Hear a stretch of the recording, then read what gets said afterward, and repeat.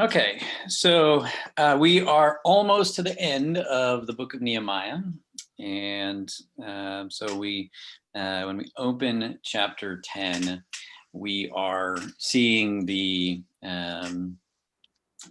people who have signed the covenant. So they confess their sins, and they confess the sins of their ancestors in chapter 9, and then they agree to this covenant. And so the section that I'll talk about, in my message, I spend most of my time in the end of chapter 10 and the beginning of chapter 11, but I make a point to talk about 9:38, which was technically on this week's reading,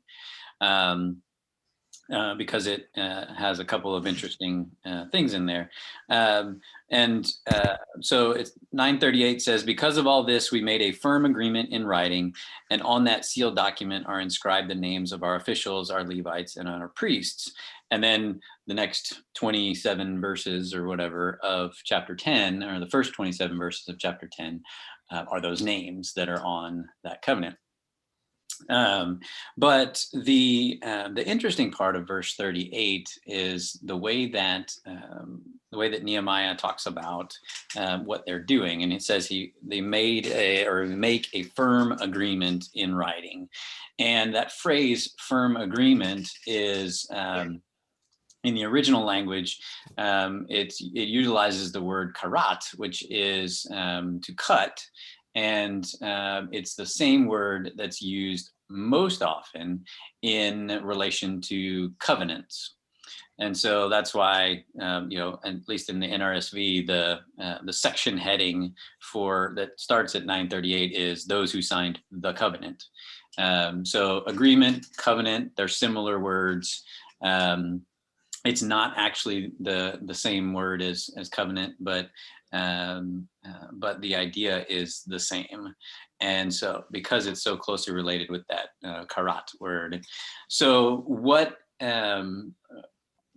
I draw out in my message is that what the people are doing here is very similar to what Noah did and what Abraham did in having a covenant with God.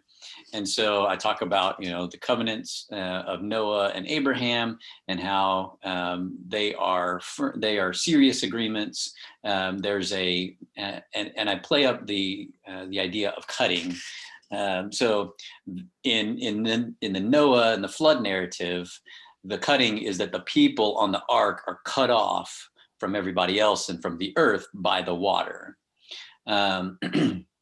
And then the sign of the covenant, because most times covenants are there's action and there's agreements, and then there's a sign. And so in Noah's case, the sign is the rainbow, where God says, every time you see this, it will remind you that I will never flood the earth again with water and cover it with water. And so that's the sign of the Noah covenant. And then in Abraham's case, I go to Genesis 15, which I referenced in the study guide, and how Abram, at the time, his name is Abram, is instructed to cut those animals in half and place them on the ground. And he did that, had to sort of keep the birds of prey away for a day or so. And then when it got dark, then there's that whole smoking pot and the flaming torch that passed through as Abraham is asleep, and it passes through. And then God says to him that, it's in Genesis 15:18. I'll go and read it. So Genesis 15:18, on that day, the Lord made a covenant with Abraham. And so that phrase "made a covenant" is cut a covenant with Abram, saying, to your descendants, I give this land from the river of, saying to your descendants, I give this land from the river of Egypt to the great river, the river Euphrates, Canaanites, Kenizzites, Cadmonites, Hittites, Perizzites, Rephaim, Amorites, Canaanites, Girgashites, and Jebusites. I stopped in my message. I stopped at, to your descendants, I give this land. But the cutting happens as they cut this covenant together with Abraham, the first cutting is of the animals. The animals had to be cut first. But then the sign of the covenant that we discover later is circumcision, and that involves a different kind of cutting. But anyway, I don't go into detail on that. But there's the association with cutting reminds the people that there is serious that this is it reminds them of the gravity of the covenant, of the agreement that they're entering into as a people with God. And so it costs them something to enter into this agreement with God. And so, in Noah's case, it cost everybody on the earth except for, the people that were in the boat. And for, the Abraham covenant, it costs, what it costs. So that's so when Nehemiah is telling them that we're making this firm agreement, it has cost them this this moment of confessing their sins and confessing the sins of their ancestors, and it costs them the action that they do is that they cut themselves off from those who are not serving the Lord, which is where I jump to in chapter 10. So there's so it's this idea of the covenant. So we jump to chapter 28, or excuse me, verse 28 in chapter 10, where it says, the rest of the people, the priests, the Levites, the gatekeepers, the singers, the temple servants, and all who have separated themselves from the peoples of the land to adhere to the law of God, their wives, their sons, their daughters, all who have knowledge and understanding, join with their kin, their nobles, and enter into a curse and an oath to walk in God's law, which was given by Moses, the servant of God, and to observe and do all the commandments of the Lord, our Lord, and his ordinances and his statutes. And I'll stop there. So the people are, the way that I phrase it is that they are separating themselves from something to something. They're separating themselves from something to go to something. They're separating themselves from those people of the land. So they're cutting themselves off from those people, not because they don't think that those people can turn and become, faithful to Yahweh, but right now they are not. And so in verse 30, it goes on to say, we'll not give our daughters to their sons in marriage, and we're not going to give our sons to their daughters in marriage. So there's not going to be that intermarriage, and that goes into them keeping the Torah, and I'll get to that in just a minute. But so they're separating themselves from the people of the land, and they are they're doing so that they are a distinct people of God. They are stepping back into that role of being the distinct people of God. And that's what they're doing in this covenant. And so they are separating themselves from the people of the land, and they're separating themselves to keep the Torah. And they do that in specific ways, and that's what the rest of chapter 10 outlines. So verse 30 is about intermarriage, and so they're not going to give their daughters or take their daughters for marriages. Verse 31 is about Sabbath. So they're going to keep the Sabbath again. And they're going to do so in a way that actually upholds the full understanding of the Sabbath. So not just every 7 days will they rest from their labors, but on the Sabbath day, they won't buy or sell from those who don't have to keep the Sabbath. So the folks that aren't serving the Lord, the folks in the community or in the region, he talks about them. They bring merchandise in to sell and grain and things like that. They don't have to abide by the Sabbath, so they can do whatever they want. They can engage in any kind of commerce they want any day of the week. But the Jews are saying, we're not going to buy their grain, or we're not going to buy their merchandise on the Sabbath. So, even if it wouldn't actually break, it wouldn't cause them to break Sabbath. It would still cause them, the Jews, to break Sabbath. So they're not going to do it, even on a holy day. And then at the end of verse 31, it says, we will forego the crops of the 7th year, which is the Sabbath of the land, which is also part of the Sabbath commandment, so that every 7 years the land goes fallow and they live off whatever is naturally produced. And then the way that it's supposed to work is that when they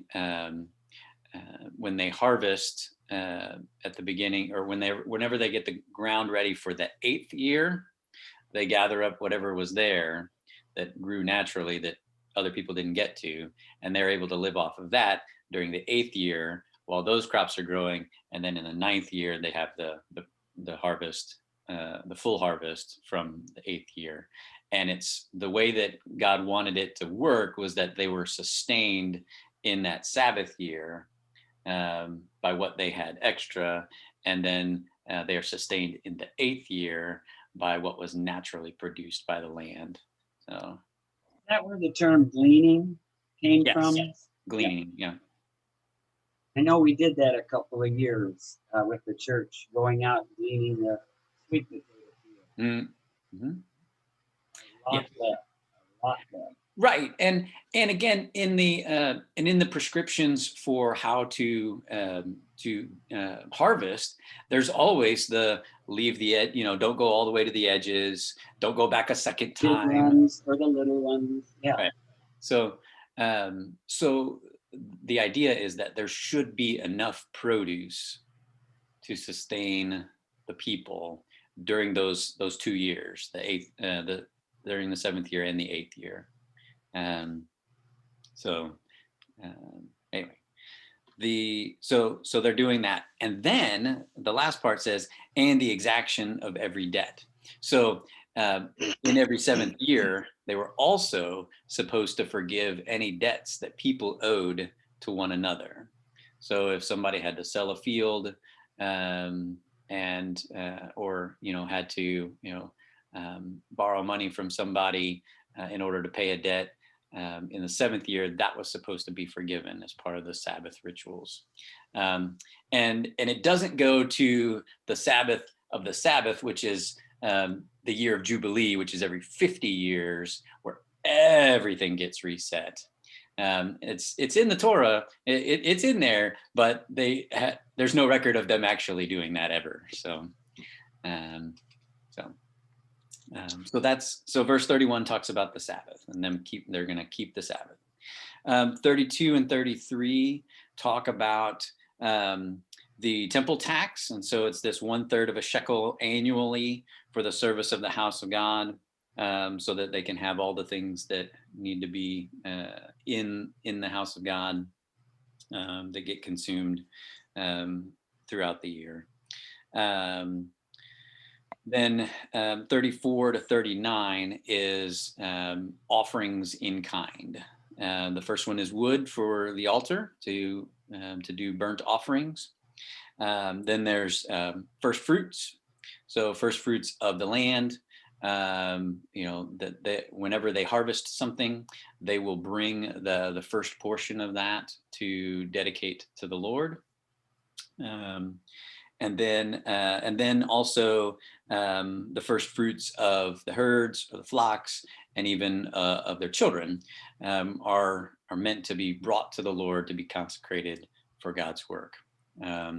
So while one of the during my regular devotional times in the morning, I'm reading through all of Scripture right now, and I'm in 1 Samuel, and at the outset of 1 Samuel, Hannah, Samuel's mother, prays for a son, and she prays that if God will grant her a son, she will dedicate him to the Lord. And so he's the firstborn from her, and so he is dedicated to her, and to the Lord, and he spends his entire life in service to God. So anyway, it's that kind of concept, but it doesn't mean that that every single one of those firstborns become a priest or whatever. It just means that they're set aside. So then, let's see. Herds, flocks, children,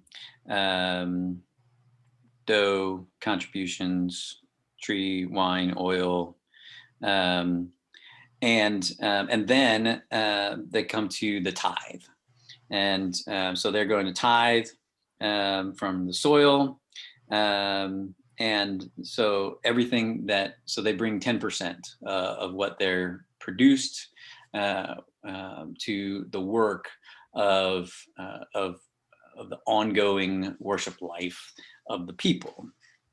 And let's see. And the Levites will receive the tithes. And then in the end of verse 38, the Levites will bring the tithe of the tithe. So the people bring their tithe. It goes to the Levites. The Levites take that tithe and then they tithe off of that for the ongoing work of the priests. So that's the tithe of the tithe. And that it goes to the chambers of the storehouse. And then at the end of verse 39 is this statement that says, "We will not neglect the house of our God." This is, in essence, the oath that they are taking. This is what they're committing themselves to, is to not neglect the house of God. And again, if you keep reminding your folks and yourself that Ezra came 12 years ago to help reestablish correct worship when the temple was rebuilt, and he's been working on this for 12 years now. So now they have come to a point where, okay, the temple's rebuilt, the wall's rebuilt, so now let's get back at this full force. And so their oath here gives them the opportunity to then uphold this oath, not just with their words, signing on the paper, or or parchment, or whatever it is, scroll maybe, probably like lambskin or something, I don't know. But now they're going to have the opportunity to move with their physical bodies, because as chapter 11 opens, there's another tithe, and it's the tithe of the people. So they cast lots from all Jerusalem, or from all the people, and 1 out of every 10 comes to live in the city of Jerusalem. So it's the tithe of the people. So all 12 tribes, they draw names, and they're like, okay, Josephus, no, Josephus is, well, he's a Jewish name, but he's not one of them. But okay, Zechariah, you get to go and live in Jerusalem. And so they repopulate Jerusalem with not only the leaders of the government and those officials and the people who work in the temple, but then 1/10 of the whole community of Israel. And then there are others who volunteer to go and live in Jerusalem. And those are the folks in verse 2 that the people bless. It says people blessed all those who willingly offered to live in Jerusalem. So there's the folks who got their name drawn out of a hat, and then there's the folks who said, okay, I'll go willingly. Those are two different groups of people. And so now the city of Jerusalem not only has the government officials, it has the religious officials, it has these people selected from the entire all the tribes of Israel. And so they have this vast makeup of different people that now are populating this city and actually protecting it better and fortifying it in a more robust way than if they tried to just sort of fill up the city by natural consequence of families growing and things like that. So then chapter 11 continues with those who are there who are the people who are filling up Jerusalem. And so specifically, it's the Judahites and the Benjaminites. And it makes sense for those two tribes to be represented because Jerusalem is basically bordered by both the ancestral land of Judah and the ancestral land of Benjamin. There's Judah's on the north and Benjamin's on the south side of the city. And so it makes sense that a lot of the folks that relocate there are from those particular tribes. But then it says there's the priests, and then the Levites, and then the gatekeepers and the temple servants, the singers, the folks who worked in the temple are there as well. And then it talks about the villages outside of Jerusalem at the end, starting in verse 25.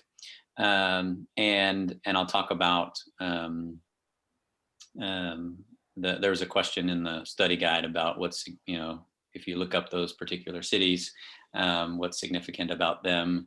And I'll give you some help on that if you need it here in just a minute. So again, you just kind of see the outside of Jerusalem, you see these villages that start, get dotted onto the map as far as other places people are living and moving to that are perhaps them relocating from other places within the kingdom, I guess. So, or what used to be the kingdoms of Judah and Israel. So sorry, I'm reading First Samuel, and there's no king yet. Or actually, Saul just got anointed as king, and then I'm reading Nehemiah, and I'm like, oh, but the monarchy is over at this point. So I have to keep jumping back and forth. It's confusing a little bit. Okay, that was a lot of talking. So what questions do you have on that?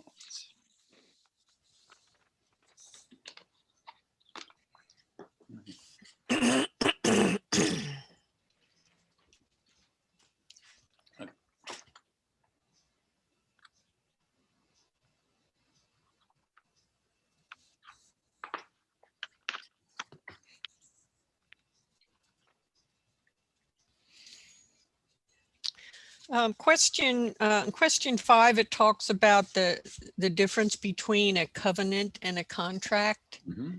It is what I got was that the covenant is more of a spiritual agreement between God and man, as opposed to a contract, which is like a legal document between two parties.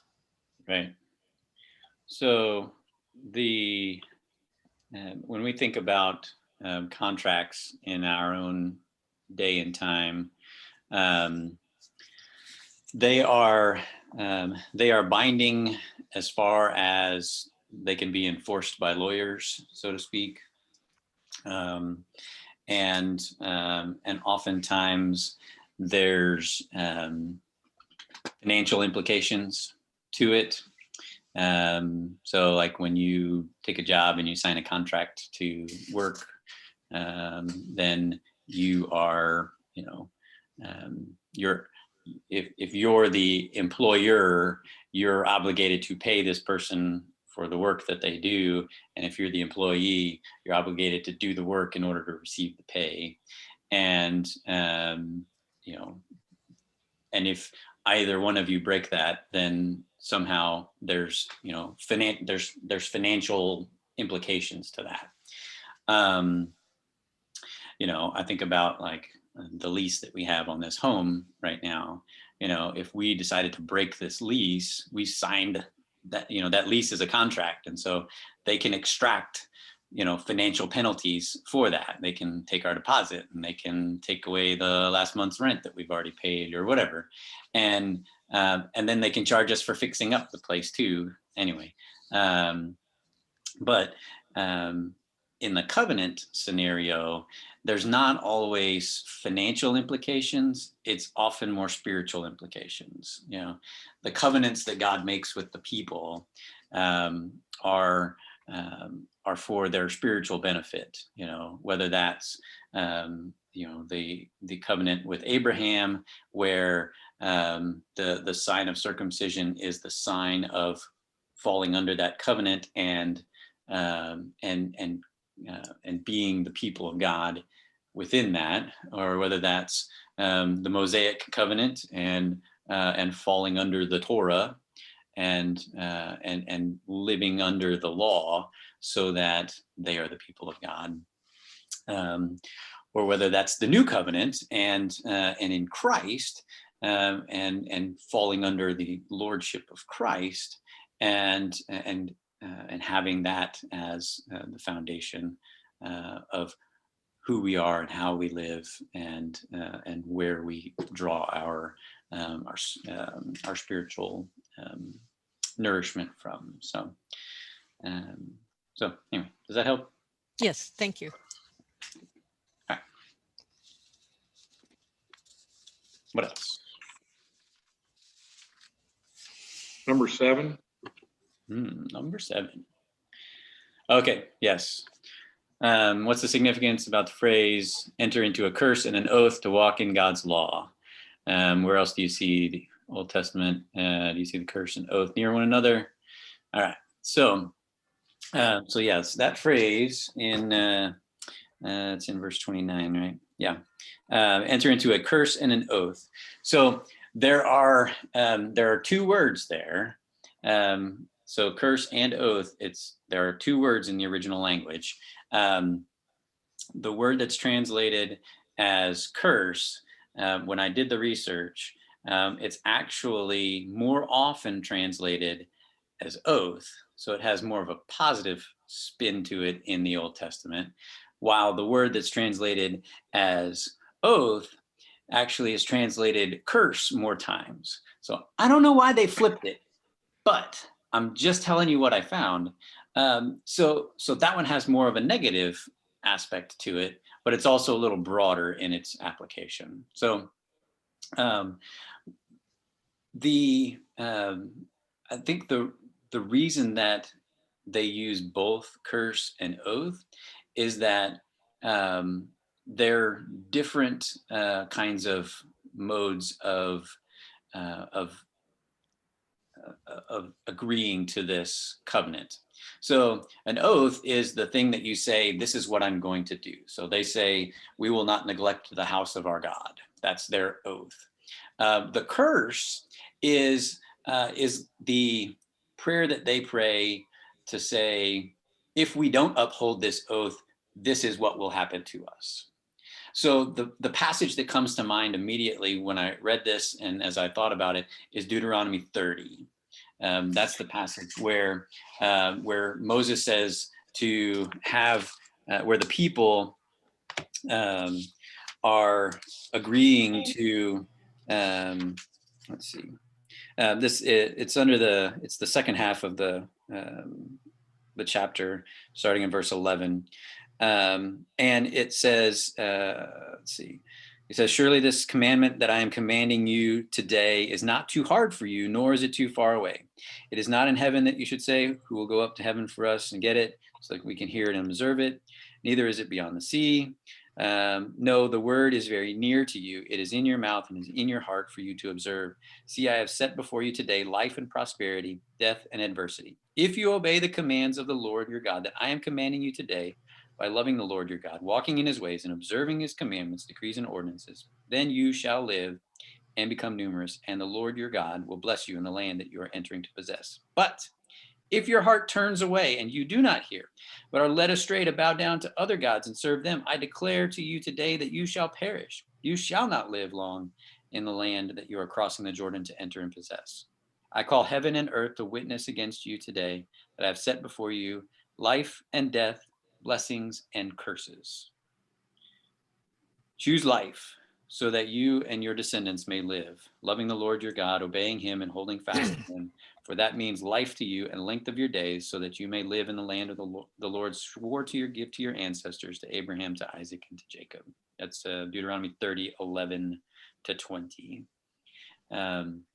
So it's this balance of, we're going to do this, That's the oath. And if we don't, this is what's going to happen to us, and we know it up front. And that's the curse. So their oath is, we will not neglect the house of our God, and the curse is that they will return to all the things that they just repented of, the things that they just confessed that they had already done, and turn to other gods, and all that stuff. So if you go a little bit earlier in Deuteronomy 27 and 28, those are the two chapters of blessing. One chapter is the blessings, and then the other chapter is all the curses that will happen for not obeying. right. Yes, the 12 curses, in chapter 27. Yeah. And then in Deuteronomy 11:26 and beyond, see, I'm setting you today a blessing and a curse. The blessing, if you obey the commandments of the Lord your God that I am commanding you today, and the curse, if you do not obey the commandments of the Lord your God, but turn from the way that I am commanding you today. Mm-hmm. So it sounds like Deuteronomy was the right chapter anyway. It's there several times. So whichever one floats your boat the most, you can choose from. So. Okay, then how about number 8? 8. How does Nehemiah plan to repopulate the city? How does Nehemiah's plan to repopulate the city mirror the covenant faithfulness that the people just agreed to uphold? So that's a play off the tithe. So it's the tithe of the people that they have just agreed to. They've agreed to tithe on their produce and the things that they produce towards the work of God. Now Nehemiah is having them tithe themselves to come and be part of the community of Jerusalem. Does that make sense? Yep. Okay.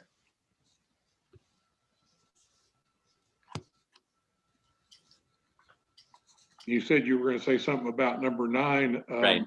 I went through all those towns and I figured I remembered 3 of them. Somewhere else. Sure. So in this, so the Derek Kidner commentary I use, he has a paragraph on this particular section, and he says, among the place names, we may note briefly Dibon, which is in verse 25, distinct from the Moabite Dibon of Isaiah 15:9, the valley of Hinnom, which is in verse 30, outside the south wall of Jerusalem, recorded as a boundary of Judah in Joshua 15:8. Hazor, which is in verse 33, not to be confused with Jabin's northern stronghold. There are, and then he puts in parentheses, there are several Hazors in the Old Testament. Ono, listed in verse 35, he says, see chapter 6, verse 2 for information on that. And then he says that another commentator suggests that the craftsmen of that district may have been workers in wood, since it was not far from Joppa, the unloading point for timber from Lebanon. And that's and then there's a reference to Ezra chapter 3, verse 7. These villages, if you just kind of read through them, what I would do is, put them into a, whatever your favorite Bible search engine is. I use Bible Hub, and you can just type in the name of the city, and it'll show you wherever it shows up, and you can see if there's anything else that happens in those particular places. The one that jumped out for me was Adullam in verse 30. Adullam is listed is mentioned in 1 Samuel 22, and it's the village where where David goes and hides in a cave as Saul is pursuing him to try to kill him. So Adullam is one of those moments.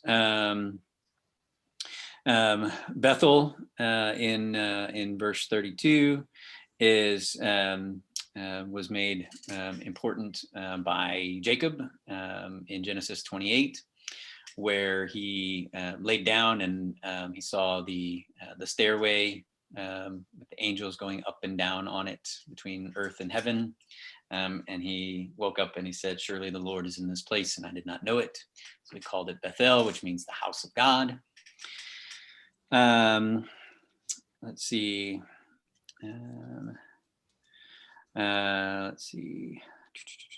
Ono, we mentioned it's in chapter 6. It's where Sanballat and Tobiah wanted to have Nehemiah meet them. And let's see. Ramah's list is mentioned in Matthew, where after the slaughter of the innocents, and there's weeping in Ramah because of the young boys being killed by Herod. Let's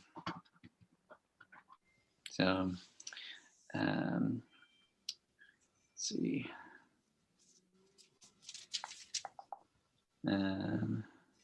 Zanoah is mentioned earlier as one of the, as the wall was being rebuilt. There was a group of people from Zanoah who were important. I can't remember if they were one of the ones who did something more. Oh yeah, Hanun and the inhabitants of Zanoah, they repaired the valley gate, and then they rebuilt, set up its doors, and then they repaired 1,000 cubits. So they were the major contributor. They were a major contributor to the project. So that's where Zanoah is mentioned. Beersheba. Let's see. That's the well of the 7 wells, I believe, is what Beersheba translates to. Somebody in Genesis stops there, if I remember correctly. It's been a while since I read Genesis, like January. So anyway, you can pick out a few of them and see what other folks come up with.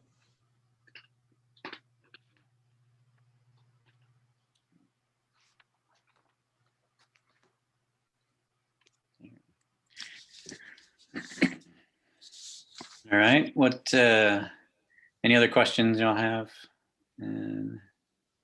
Well, on number 6, you said what ones do you think are missing? Oh, right. I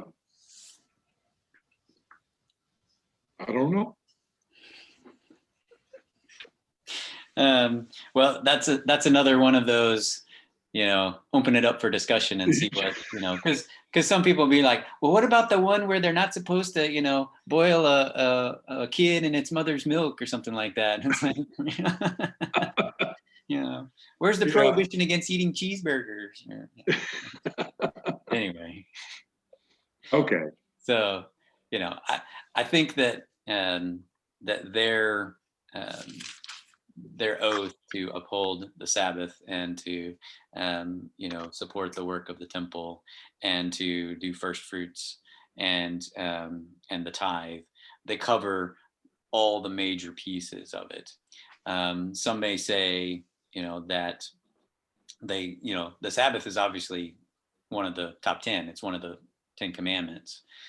So what about, somebody might say, well, what about the other 9 commandments? What about thou shalt not kill? I mean, they didn't say anything about that. So, I was thinking that those were honoring God, and what was missing was honoring neighbor, or honoring their people, because that was, they said, was the 2 main commandments: love God and love your neighbor. So this was, what he was talking about was, about loving and obeying God, but really not saying anything about neighbors or the people that their neighbors within the city of Jerusalem. So Sure. Yeah, no, that's a valid point. And so very good. All right. What else?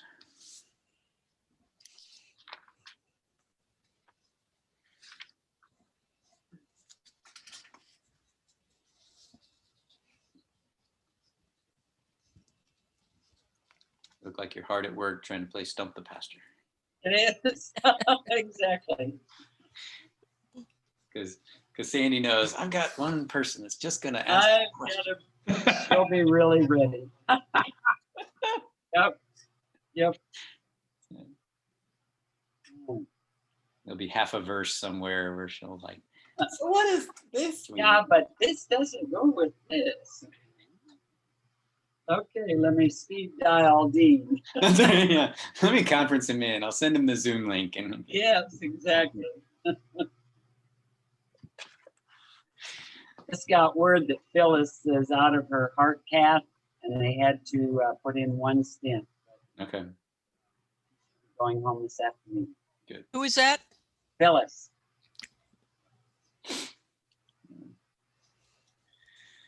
very good. All right.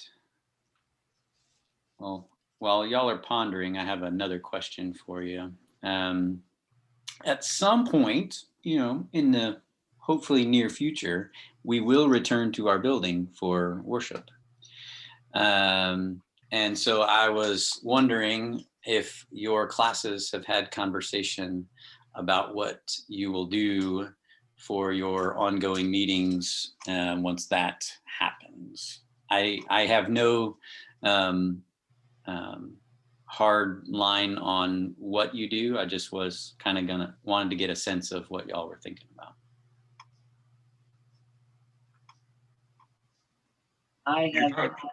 Go ahead.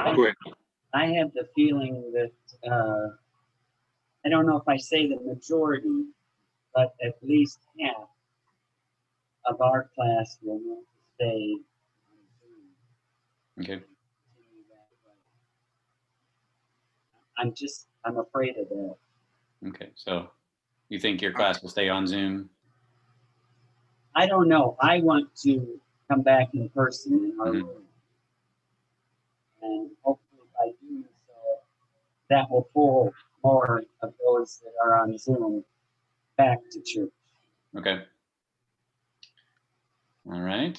I don't know about our class, but I know there's a number that really won't be able to do it in person or want to do it yet. So again, it's like Sandy's. I think there's going to be enough that won't want to come in person that will end up doing Zoom yet a little bit longer. Okay. Same with ours. We talked about it Sunday, and some of them are itching to get back in the building to have face to face, but some of them are still going to be hesitant too. Okay. All right. So does that mean that we're going to get more salary for our jobs then? Yes. We have to do both? I will double your salary. All right. Good. No, triple. All right. No. You can make it 20. It doesn't matter. Yeah, it doesn't matter. No, that check just never shows up. I'm sorry. It's lost somewhere in the mail. I don't know. Yep. Anyway. Yep. So just so you know, our Zoom licenses will continue, so you will still have access to that. That's not a problem whatsoever. We're just trying to get a sense of, who's coming back, as far as Sunday school goes. I know youth are coming back, and I know that children's are coming back. And I'm just trying to get, I know that James's class wants to come back in person.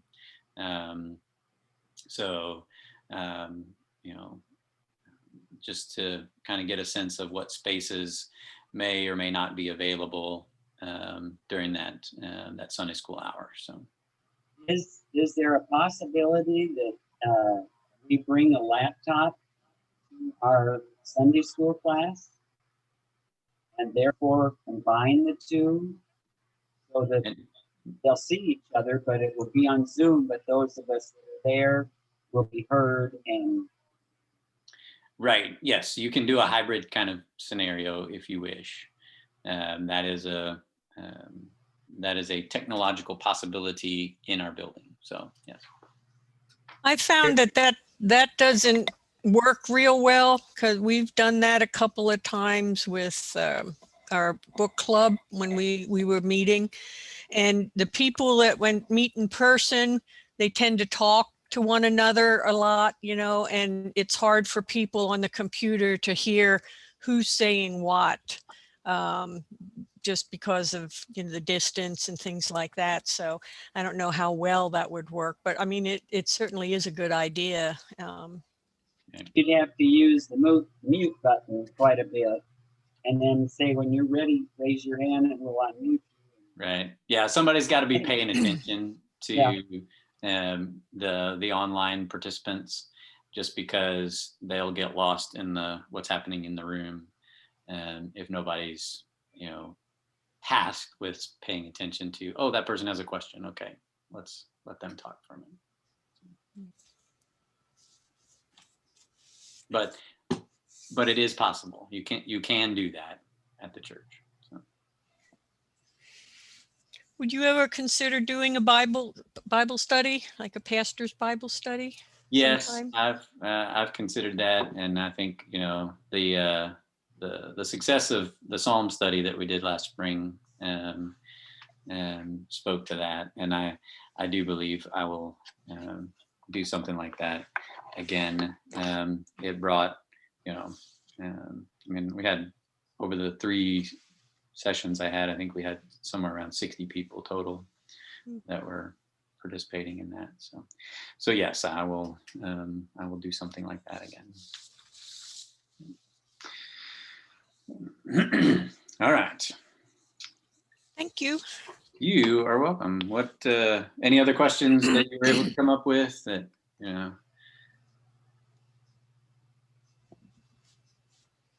Are we going with one service when we start back? So the first Sunday will be one service. The first Sunday we're back will be one big service, because we're going to have lunch afterwards. And then we'll go back to our 2 services after that. So, and we will evaluate as we go forward what that continues to look like. So, and we'll, as soon as we know when that'll be, I'll give you all the information. Okay. But I don't have any right now. But we could put this on your calendar. We are going to have communion at 5:30 on Sunday afternoon in the foyer. This coming Sunday, 5:30. Before games? Before game night. So let your folks know. I talk about it in the announcements on Sunday. And I'll put something out on social media about it as well. But we're going to have communion at 5:30 in the foyer on Sunday. Do we need to bring our own, or No, is you this not. okay? Nope.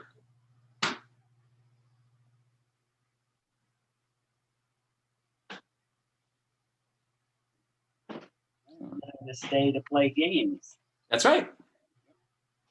I tried to, trying to have one thing help another thing. So trying to, maximize the engagement here. So, very good. All right. Well, I appreciate y'all. If you have any questions, please let me know. If there's something that comes up that you need my help with, please don't hesitate to reach out. Speed dial. That's right. Yeah. Meet you on Zoom. Okay. There you go. All right. So y'all have a great rest of your week, and we'll see you again. All right. Okay. Bye. Thanks so much. Bye-bye now. Bye.